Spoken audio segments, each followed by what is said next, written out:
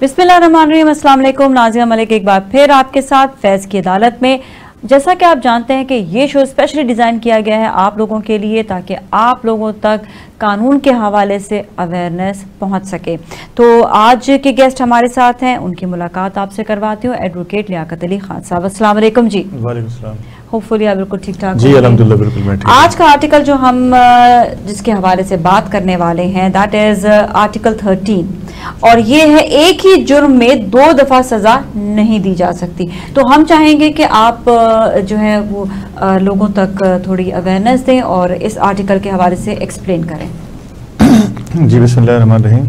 बड़ा अच्छा सवाल किया आपने। आइन का आर्टिकल 13 जो है वो इस बात के लिए है कि आप किसी भी शख्स को जो है ना जिसके ऊपर कोई केस बना हो और उसके बाद जो है ना उसके ऊपर वो उसका ट्रायल चला हो और उसको सज़ा हो गई हो, दोबारा आप उसके मुकदमे का ट्रायल नहीं कर सकते हैं और उस शख्स को जो है ना दोबारा आप सज़ा नहीं दे सकते। और आर्टिकल 13 जो है इसकी ममानियत करता है जो ना, और ना ही जो है ना आप किसी भी शख्स को जो है ना वो उसके खिलाफ वादा माफ गवाह बना सकते हैं कि वो अपने खिलाफ ही जो है ना गवाही दे।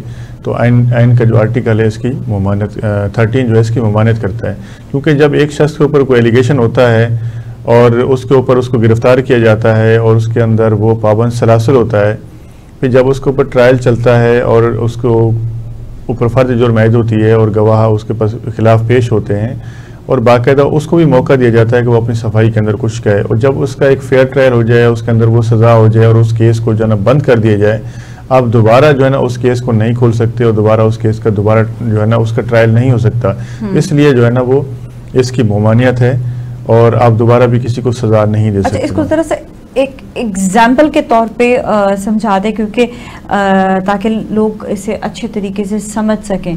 क्या ये ऐसा है कि एक शख्स को सज़ा दी गई किसी चोरी के हवाले से, अब वो चोरी सोने की हो या वो किसी भी चीज़ की हो, उसको सज़ा मिल चुकी है और उसके बाद उसको जो है उसी केस को रीओपन नहीं, उस सेम केस को रीओपन नहीं किया जा सकता कि उसको दोबारा से सजा दी जा सके। लेकिन अगर वो मोबाइल या सोने की या किसी भी चीज़ की चोरी दोबारा करेगा तो उसके ऊपर नेक्स्ट केस आएगा। मतलब ऐसा तो नहीं है कि वो दोबारा से वो उस चीज़ की चोरी करे और उसको जो है फिर सजा ना मिले। नहीं, देखें, तो मैं क्लियर करवाना चाह रही हूँ, एक्चुअली कह रही हूँ, मैं समझ गई लेकिन मैं क्लियर कराना चाह रही हूँ। आपने बड़ा अच्छा सवाल किया। हाँ। देखिए, मैं इसके अंदर ये कहूँगा कि देखिए मेरा कहने का मकसद ये था, ये आर्टिकल 13 ये कहता है कि एक शख्स ने मोबाइल चुराया, ये काबिल दस्तअंदाजी जुर्म है। उस जुर्म की FIR दर्ज हुई, उसके अंदर वो गिरफ्तार होकर जेल गया, उसके ऊपर मुकदमा चला और उसको सजा हो गई। वो सजा भुगत के आने के बाद जो है दोबारा उस केस के अंदर जो ना, यानी उसके खिलाफ दोबारा वो मुकदमा नहीं चल सकता और ना ही उसको दोबारा उसकी सजा हो सकती है जो वो काट के आ गया। लेकिन आपने जो बात की है कि अगर वो शख्स क्योंकि वो हैबिचुअल है या वो चोर है, वो एक मुकदमे में सजा भुगत के आया है, तो डेफिनेटली वो जब बाहर निकलेगा, अगर वो वही जुर्म दोबारा करता है, वो डकैती करता है या चोरी करता है या मोबाइल की चोरी करता है, तो उसके ऊपर उसका एक नया जुर्म होगा। यानी कि उसने बाहर आने के बाद एक नया जुर्म किया, उसने फिर जो है कानून को हाथ में लिया, उसने फिर काबिल दस्तअंदाजी जुर्म किया, किसी का मोबाइल चुराया, उसकी सेपरेट FIR दर्ज होगी। ठीक है, उसमें फिर उसी तरह उसका मुकदमा चलेगा। उसको अगर सजा होती है या बरी होता है, वो कानून उसका फैसला करेगा।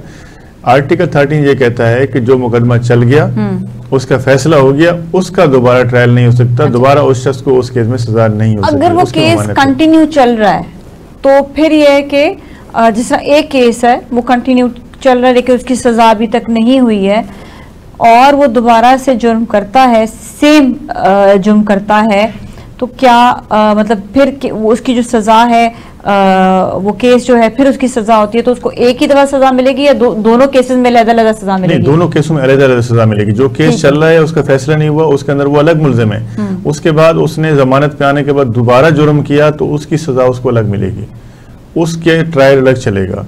उसकी जो है वो हो सकता है कि वो किसी दूसरी अदालत के हदूद के अंदर, दूसरे थाने के हदूद के अंदर उसने केस जो है ना ये जुर्म किया हो, उसका ट्रायल अलग चलेगा, उसकी गवाहियां अलग चलेंगी, उसकी अदालत सजा उसको अलग देगी जो ना। ओके, ठीक है। मतलब ये है कि अगर एक ही जो मुजरिम है और उसके 2 से 3 या उसके ज्यादा केसेस चल रहे हैं तो उसकी हर केस की अलग-अलग सजा। बिल्कुल, मैं आपको इसकी मिसाल इस तरह दूं कि एक मुलजिम है, उसके ऊपर 5 केस हैं, उसके ऊपर एक चोरी का केस है, उसके ऊपर एक कत्ल का केस है, उसके ऊपर एक नाजायज़ असले का केस है, उसके ऊपर एक जो है ना वो पुलिस मुकाबले का केस है, उसके ऊपर जो है ना एक जेल साजी केस है। तो हर मुकदमे की सज़ा उसको अलग अलग मिलेगी, हर मुकदमे का ट्रायल अलग अलग चलेगा, हर मुकदमे का मुद्दई अलग होगा, हर मुकदमे के गवाह अलग होंगे, हर मुकदमे की अदालत अलग होगी। उस सूरत में यह है कि उसको अलग अलग सज़ाएँ मिलेंगी। हाँ, अगर उसको तमाम केसेस के अंदर सज़ाएँ हो जाती हैं और वो शख्स जेल के अंदर है तो कोर्ट उसमें ये उसको बेनिफिट दे सकती है कि उसकी जो सज़ा है वो तमाम केसेस की सज़ा एक साथ काटेगा जो। अच्छा, ठीक है, ये लेकिन ये अदालत ही उसको फैसले में सुना सकती है। 382 का उसको बेनिफिट दे सकती है, उसकी जो सज़ा है उसको कंक्रीट कर सकती है। उस सूरत में हो सकता है कि यानी कि जेल के अंदर अगर कोई शख्स सज़ा काटता है तो अगर अदालत चाहे तो यानी उस वहाँ 2 दिन गिने जाते हैं, रात अलग गिनी जाती है, दिन अलग गिना जाता है। उस सूरत में वो अपनी सज़ा जो है ना ख़त्म कंप्लीट करके निकल के आ सकता है। ओके, ठीक है। तो ये जो है ये आर्टिकल 13 के हवाले से हमने बताया कि एक ही जुर्म में 2 दफ़ा सज़ा नहीं दी जा सकती और ये उस वक्त होगा जब केस जो है उसका फैसला आ जाएगा और दोबारा से उस केस को रीओपन नहीं किया। हाँ, अगर उसके अंदर हो चुका है। हाँ, अगर उसके अंदर उस केस में बिलफर्ज 3 मुल्जिम हैं, एक मुल्जिम गिरफ्तार होता है, उसको सजा हो जाती है, वो उसका जो है ना केस खत्म हो जाता है। अब 2 मुल्जिम जो है जो मफरूर हैं वो उसके बाद वो दोबारा पकड़े जाते हैं, उनका फिर ट्रायल अलग चलेगा, वो मुकदमा दोबारा चलेगा, लेकिन उनके खिलाफ चलेगा जो बाद में पकड़े गए दोनों, उनको फिर कोर्ट जो है केस चलाएगी और उसका फैसला करेगी। अगर उनको सज़ा बनती तो सज़ा देगी, अगर वो उनके ऊपर केस साबित नहीं होता तो कोर्ट उनको छोड़ देगी। ठीक है, सही है। अच्छा, इसमें एक ये भी बात आ सकती है कि अगर कोई एक मुजरिम है और अगर जो है वही मुजरिम को सज़ा हो गई है और उसने दोबारा से जुर्म किया, कोई अगर बीमारी आ जाए या वो जो है किसी भी मर्ज़ में मुब्तला होता है तो फिर क्या उनको सज़ा दी जाती है मर्ज़ में मुब्तला होने की वजह से, या उनको जो है कुछ रियायत की जाती है उनके साथ? देखिए, ऐसा नहीं है कि अगर वो बीमार है, वहाँ पे शदीद बीमार है, तो अदालत ये अहकाम जारी कर सकती है कि जो मुख्तलिफ सरकारी हॉस्पिटल्स होते हैं वहाँ पे जेल्स के वार्ड बने होते हैं, अगर वहाँ पे उसकी बिलफर्ज टांग टूट गई है या उसको जो है ना वो ऐसी बीमारी लाग है जिसका जेल के अंदर इलाज नहीं हो सकता, क्योंकि जेलों के अंदर ये फैसिलिटी है वहाँ पे कि वहाँ बाकायदा डॉक्टर्स होते हैं, वहाँ पे जो कैदी बीमार होते हैं, जो उनको छोटी मोटी बीमारियाँ होती हैं, तो वहाँ पर उनका इलाज किया जाता है, उनको दवाएँ दी जाती हैं। बिलफर्ज वहाँ जेल का डॉक्टर ये सजेस्ट करता है कि जो शख्स यहाँ पर बीमार है उसका इलाज यहाँ नहीं हो सकता है, तो उस सूरत में जो है ना जेल हुकाम भी जो है ना उस कस्टडी को, क्योंकि वो उनकी तावील के अंदर है, अदालत के हुक्म से जो है ना उसकी जान बचाने के लिए उसको सरकारी हॉस्पिटल के अंदर शिफ्ट कर सकते हैं। पुलिस की निगरानी के अंदर वहाँ उसका इलाज हो सकता है, जो है वहाँ उसका ऑपरेशन भी हो सकता है, उसका इलाज भी हो सकता है, जब तक वो ठीक नहीं होता। जो है ठीक है, लेकिन सजा उसको फिर भी मिलेगी, चाहे वो हॉस्पिटल के अंदर हो चाहे वो जेल के अंदर हो, सजा अपनी पूरी करके निकलेगा। ओके जी, अभी हम जाएंगे ब्रेक की जाने, ब्रेक के बाद हम वापस आएंगे और कॉलर से बात करेंगे। आप हमें आज के टॉपिक के हवाले से रेलेवेंट आप सवाल भी कर सकते हैं, आप हमारे साथ ही रहें।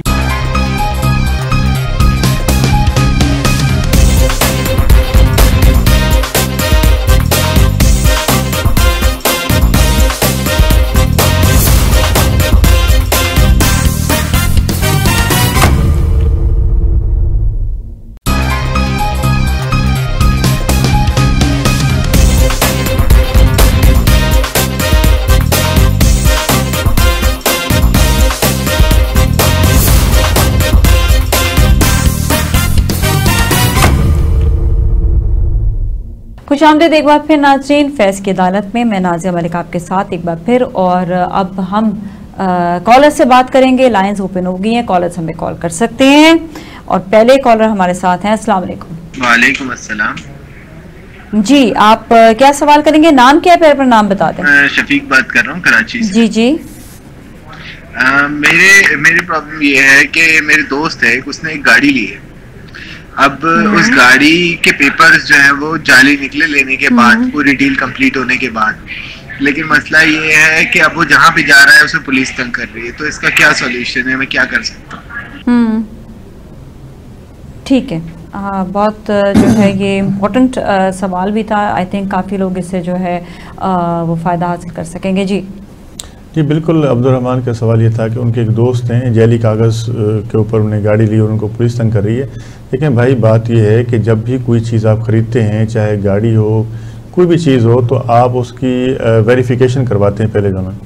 अगर गाड़ी भी आप लेते हैं तो उसका डॉक्यूमेंट्स लेते हैं, उस गाड़ी को चेक करवाते हैं मैकेनिक से, देखते हैं कहीं पे ये एक्सीडेंट तो नहीं है, CPLC से चेक करवाते हैं, और साथ साथ जो है ना आप उसको जो एक्साइज का डिपार्टमेंट है वहाँ जाकर चेक करवाते हैं कि ये गाड़ी बिल्कुल ओके है। तो मेरे ख्याल में अगर आपके दोस्त ने ये गाड़ी ली है, जिस शख्स ने उनको ये गाड़ी दी है, तो उनके साथ उन्होंने धोखा फ्रॉड किया है। क्योंकि बाज़ औक़ात यहाँ जो है ना हमारे पास कराची के अंदर ख़ास तौर पे बहुत सारी काबली गाड़ियाँ मिल जाती हैं जिनके जैली डॉक्यूमेंट्स होते हैं, जिनकी जैली नंबर प्लेट्स होती हैं, और उसको फिर कस्टम वाले भी कार्रवाई करते हैं। और जो अगर ये वेरिफिकेशन कहाँ से करवाएंगे? देखिए, ये वेरिफिकेशन के लिए जो मोटर रजिस्ट्रेशन विंग है आपका कराची के अंदर, सिविक सेंटर के अंदर, तो आप सिविक सेंटर जाना पड़ेगा। जी, सिविक सेंटर जाएंगे, आप उसकी डॉक्यूमेंट्स की फोटोकॉपी ले जाएंगे, वो आपको चेक करके बता देंगे कि ये गाड़ी का कितना टैक्स पेड है और ये गाड़ी कितने ओनर्स के नाम पे चेंज हो चुकी है, इसका मौजूदा ओनर कौन है, और ये गाड़ी क्लियर है या किसी के मुकदमे के अंदर इन्वॉल्व है।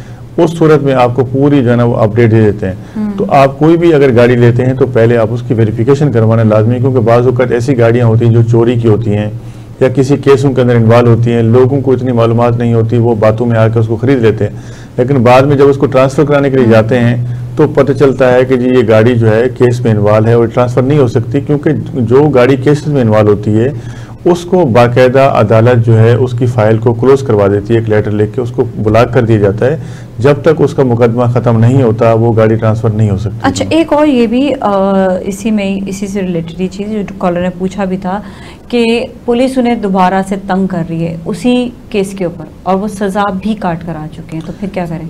नहीं, देखें, अगर वो सज़ा काट के आ चुके हैं तो उनको पुलिस दोबारा तंग नहीं करेगी।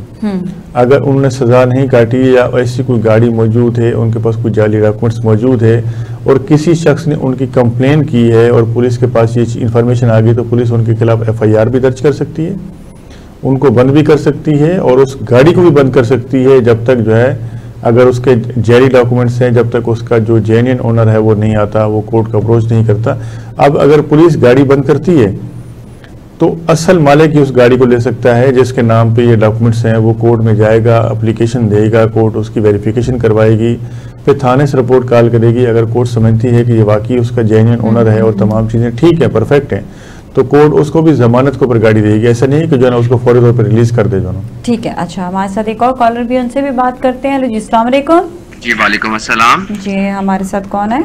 मैं जुनैद बात कर रहा हूँ कराची से। मेरा मसला ये है कि मुझे कल की ही बात है कि मुझे जो है ट्रैफिक पुलिस वाले ने बगैर हेलमेट के रोक लिया था। हालांकि मेरे सामने से, मेरे बराबर से जो है बगैर हेलमेट वाले बहुत सारे गुजरे, लेकिन उनको नहीं रोका गया। तो और इवन दो के गाड़ी वाले भी है जो टिंटेड गाड़ी लेके गए थे, उनको भी नहीं रोका गया। तो मुझे आप ये बताएं कि इस चीज़ का हल क्या है और मैं इनकी कंप्लेन कहाँ पे करूँ? जी ठीक है, थैंक यू सो मच। अभी आपके सवाल का जवाब देते हैं एडवोकेट साहब। जी देखिए, बिल्कुल आपने सही कहा कि हमारे यहाँ जो ट्रैफिक पुलिस है वो बिल्कुल जो है लोगों के साथ बड़ा नाजायज़ करते हैं। अगर कोई बड़ी गाड़ी वाला गुजरता है तो उसको रूट मारते हैं, अगर कोई गरीब वहाँ जो मोटरसाइकिल वाला गुजर रहा है या कोई रिक्शे वाला गुजर रहा है तो उसको बिला वजह तंग करते हैं, उनको उनसे डॉक्यूमेंट्स मांगते हैं और उनको जो है ना वो घंटों घंटों खड़ा करेंगे, उनके साथ बदतमीज़ी भी करते हैं, उनके चालान भी करते हैं और साथ साथ उनके ऊपर हाथ भी उठाते हैं। और ये इस तरह के तो बेशुमार वाक़यात आपने लॉकडाउन के अंदर देखे होंगे कि लोगों को बाकायदा रोडों के ऊपर मुर्गा बनाया गया, उनके मोटरसाइकिलों की केबलें काटी गई। जो खवातीन बच्चे जो इमरजेंसी के अंदर हॉस्पिटल जा रहे थे या उनको सवारियां नहीं मिल रही थी क्योंकि लॉकडाउन के अंदर आपने देखा बंद पड़ा हुआ था, उनके साथ भी मिसबिहेव किया गया। बल्कि इसके ऊपर जो है पुलिस के आला अफसरान ने नोटिस भी लिया और इसके ऊपर कार्रवाइयाँ भी हुई और ऐसे लोगों को जो है ना मुअत्तल भी किया गया। तो ये बिल्कुल आपने दुरुस्त फरमाया है कि पुलिस बिल्कुल नाजायज़ करती है। अगर आपने कार्रवाई करनी है तो सबकी करें जो ना, या फिर जो है ना इनके उताब के अंदर डबल सवारी का अगर नोटिफिकेशन आ जाए तो लोगों को बिलावजह FIR दर्ज करके उनको बंद किया जाता है। और बिलावजह जो है नाके के ऊपर, सिग्नल्स के ऊपर ये छुप के खड़े होते हैं, अचानक लोगों को आके ब्रेक मारने का कहते हैं, उससे एक्सीडेंट जो है ना बेशुमार होते हैं। तो इनकी मेरे ख्याल में मैं समझता हूँ कि इस्लाह बहुत ज़रूरी है और आप जो है ना अगर एक इम्प्लीमेंट करवाना है तो सबके लिए करें जो ना।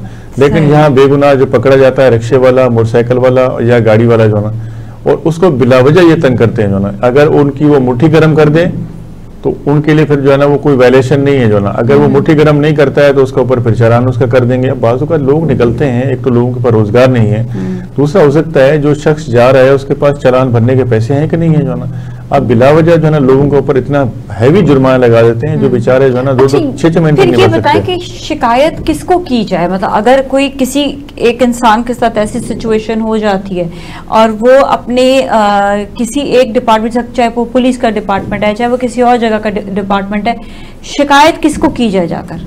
देखिए ट्रैफिक पुलिस की जो शिकायत है आप उनके एसएसपी को करें, बाकी इनके जो एसओ होते हैं या जो इनके वहाँ पे सिग्नल्स के ऊपर पुलिस वाले खड़े होते हैं वो तो सब मिले होते हैं और उनसे तो उनको शिकायत करना बेकार है। तो आप उसमें रिटर्न में उनकी जो है ना अगर आपकी गलती नहीं है तो आप इनके एसएसपी साहब को और इनके डीआईजी को आप कंप्लेन करें ताकि ऐसे लोगों के खिलाफ कार्रवाई हो जो ना।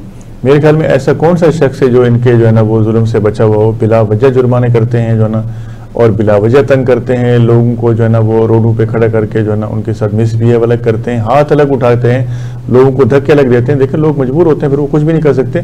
ऐसे वाकयात भी आए कि शहरियों ने बाकायदा हाथापाई की, उसके ऊपर एफआईआर भी दर्ज हुई है जो है। फिर जो है ना अगर कोई इनके साथ ऊंची आवाज में बात कर ले तो उसको पकड़ के उठा के लेके जाएंगे। फिर ऐसा चार्ज लगाते हैं कि जी ये गाड़ी गफलत लापरवाही से चला रहा था जो ना, इसको हमने रोका, फिर उसका जो है ना इस बात पे हमने चालान किया। तो फिर पुलिस भी जो है ना उसकी बजाय इंक्वायरी करने के बाद अपना जो उनका पेटीबंद भाई होता है उसकी बात को मानते हुए उस शख्स के खिलाफ जो है ना फौरन केस रजिस्टर किया जाता है। वो बजाय अपनी जान छुड़ाने के जो है ना वो फिर एक केस में मुलविस हो जाता है, उसका सीआरओ बनता है, उसकी जमानत होती है, फिर वो जुर्माने भी भरता है, पेशा भुगतता है, यानी एक विक्टिम हो जाता है दोनों। ओके जी, but it's always vice versa, दोनों तरफ से ख्याल रखना एक दूसरे का ज़रूरी है और जो शहरी हकूक़ है उसका बेइंतहा ख्याल रखना ज़रूरी है। कानून को अपने हाथ में कोई ना ले, बल्कि कानून चाहे कोई भी इदारे से हो, कहीं से भी हो, कानून अपने हाथ में नहीं लेना, कानून का एहतराम करना है। अभी हम जाएंगे ब्रेक की जानिब, ब्रेक के बाद दोबारा आपसे मिलते हैं, हमारे साथ ही रहें।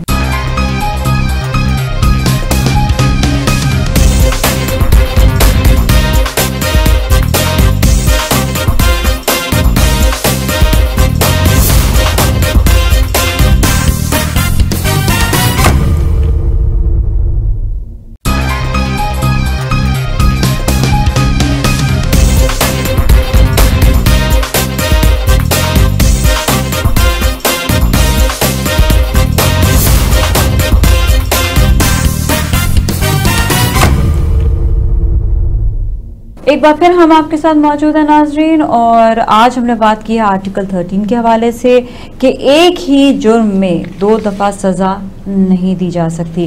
अगर आपको डिटेल्स देखने तो आप हमारा रिपीट दोबारा से शो आप देख सकते हैं और आप उस पर इस डिटेल को मालूम भी कर सकते हैं। इसके अलावा हमारे साथ जो कॉलर्स हैं हम उनसे भी बात कर रहे हैं, देखते हैं अगले कॉलर का सवाल क्या है। अस्सलाम वालेकुम। वालेकुम सलाम जी। जी हमारे साथ कौन है सर? जी मैं रहमान बात कर रहा हूँ। जी रहमान जी, मेरा सवाल ये है कि पिछले दिनों मेरे 2 दोस्तों की लड़ाई हुई आपस में, जिनमें ऑन द स्पॉट एक दोस्त जो है वो जख्मी हो गया था, लेकिन जाहिर है ऑन द स्पॉट जो जिसने जख्मी किया था उसको सजा मिल चुकी थी, एफआईआर हो चुकी थी। लेकिन जो दूसरा दोस्त जब सेहतियाब हुआ डॉक्टर के पास तो उसने आके फिर से एफआईआर उसकी कटवा दी। ओके ठीक है, जवाब देते हैं जी एडवोकेट साहब। देखिए मुझे इनका सवाल कुछ कम समझ आया, लेकिन जितना मैं समझा हूँ मैं, बल्कि आप दोबारा ये इनसे कहें तो सवाल मुझे कर लें। अच्छा, क्योंकि आवाज़ मुझे इनकी वाज़ेह तौर पे जाने लगी, सही नहीं आ रही थी। ठीक है, कॉलर जो है वो दोबारा से कॉल कर लें। हाँ जी, कॉलर लाइन पर ही है, ठीक है, उनसे बात करते हैं। वालेकुम सलाम, आप जरा दोबारा से अपना सवाल कर लें। जी सवाल ये कि 2 दोस्तों की आपस में लड़ाई हुई थी, तो जिसमें ठीक है 2 दोस्तों की लड़ाई हुई थी। हाँ हाँ, एक दोस्त जो है उसमें से जख्मी हो गया था और एक दोस्त जख्मी हो गया। ठीक है, ऑन द स्पॉट जो है उस पे एक दोस्त को तो जो है ना जिसने जख्मी किया था उसकी एफआईआर भी दर्ज हो गई थी, सजा भी उसने काट ली थी। लेकिन जब वो दूसरा दोस्त सेहतियाब होके आया तो उसके बाद जो है जो जख्मी हुआ था उसने फिर से एफआईआर काट दी इसकी। बस एक सवाल मैं आपसे और करना चाहूंगी कि वो जो 2 दोस्त थे उनमें से एक दोस्त जो है जिसको जख्मी किया था वो एक ही इंसान को जख्मी किया था? जी जी जी, एक ही इंसान। ठीक है, लेकिन 2 दोस्तों ने किया था? जी नहीं, एक ही दोस्त ने किया था, एक ही 2 ही दोस्तों की लड़ाई हुई थी। ठीक है, लेकिन जो जख्मी हुआ था उसने दोबारा से उस पे वो करा? जी जी, जब वो सेहतियाब होके आया तो उसने उस पे दोबारा से एफआईआर दर्ज की है। वो ये समझा कि शायद उसको सजा नहीं मिली होगी इस पे।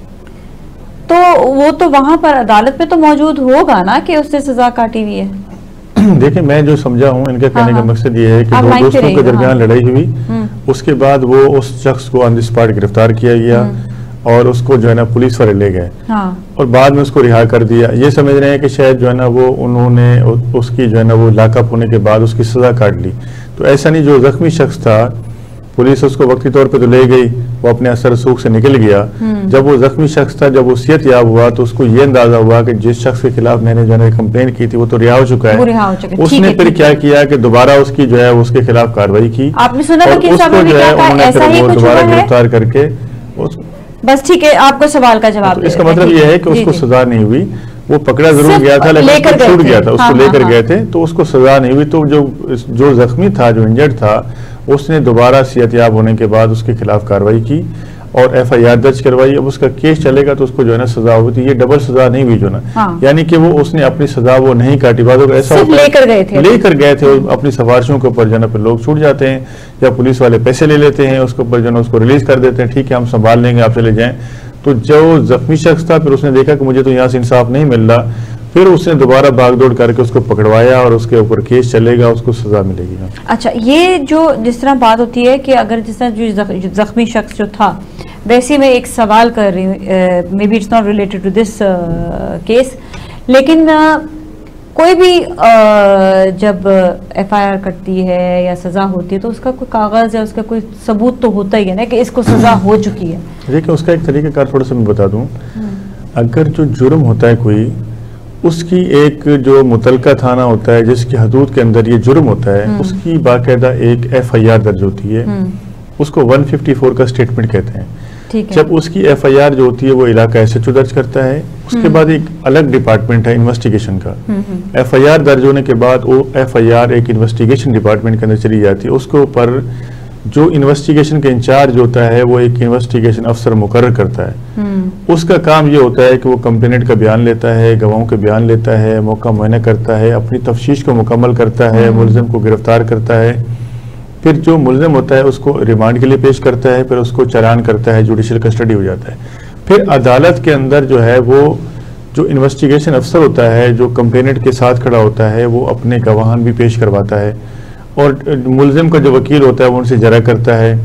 फिर जज साहब जब एविडेंस कंप्लीट हो जाती है तो मुलजिम का बयान रिकॉर्ड करने के बाद बाकायदा उसकी एक जजमेंट पास होती है, उसका एक फैसला आता है, उसके अंदर वो पूरी चीज़ें डिस्कस होती हैं भी कितने एक FIR किसने दर्ज करवाई, उसके ऊपर चार्जेस क्या थे, उसके ऊपर कितने गवाहों ने बयान दिया, उस गवाही के अंदर क्या क्या चीज़ें आई, मुलजिम ने क्या बयान दिया जो ना, उसके बाद वकला ने क्या जरा की, उसके बाद उस जजमेंट में सब चीज़ें लिखी होती हैं। अगर वो शख्स जो मुलजिम होता है वो गिल्टी साबित होता है तो कोर्ट उसको सजा दे देती है। लेकिन और तहरीरी तो हर जगह पे मौजूद होता है, तहरीरी तौर पे हर जगह मौजूद होता है। बस यही सवाल का जवाब जो है चाहिए था। इसके साथ ही एक और कॉलर उनसे बात करेंगे। हेलो जी, अस्सलाम वालेकुम। वालेकुम सलाम जी, सवाल बताइएगा और नाम भी बता दें। जी मेरा नाम मेहरान है। मेरा सवाल ये है कि मेरे इलाके में एक हॉस्पिटल में मैल प्रैक्टिस की वजह से बंदे की जान चली गई है और केस सामने आने के बाद वो बंदा लापता हो गया है। तो आपके ख्याल में इसका क्या कार्रवाई होनी चाहिए? ओके, सवाल का जवाब ले लेते हैं जी। देखें, अगर जो है ना वो सरकारी हॉस्पिटल है उस सूरत में तो डॉक्टर के खिलाफ कार्रवाई नहीं होगी। अगर वो प्राइवेट हॉस्पिटल है और अगर उसको लेकर गए हैं और डॉक्टर ने उसकी गलत तशखीस की है या उसको गलत इंजेक्शन लगाया है या गलत ट्रीटमेंट दी है और उस शख्स की जो है ना मौत वाक़ हो गई है, उस सूरत में वो डॉक्टर उस मौत का जिम्मेदार है। तो सरकारी में क्यों नहीं होगा? नहीं, सरकारी में इसलिए नहीं होता कि सरकारी के अंदर जो है वो उस सरकारी डॉक्टर्स के खिलाफ कार्रवाई नहीं होती जो ना।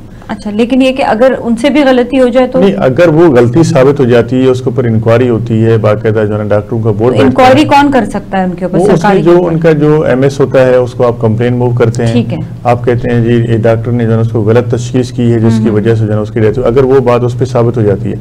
हाँ, अगर कोई जो है ना वो प्राइवेट डॉक्टर है और उसके पास आप किसी मरीज को लेकर गए और उसने उसकी गलत तशखीस की, उस सूरत में जो है ना आप उसकी कंप्लेन करेंगे और जो उसमें शख्स जिसकी डेथ हुई है पुलिस उसका जो है ना पोस्टमार्टम कराएगी और उसके बाद जो है ना अगर ये चीज़ साबित होती है तो उसके ऊपर जो है ना डॉक्टर के ऊपर FIR कत्ल खता का यानी कि उसके खिलाफ एक पर्चा दर्ज होगा अंडर सेक्शन 322 PPC के तहत जो है ना। और उस डॉक्टर के खिलाफ जो है केस चलेगा, अगर गवाहियाँ उसके खिलाफ आती हैं तो उसको फिर सजा भी हो सकती है।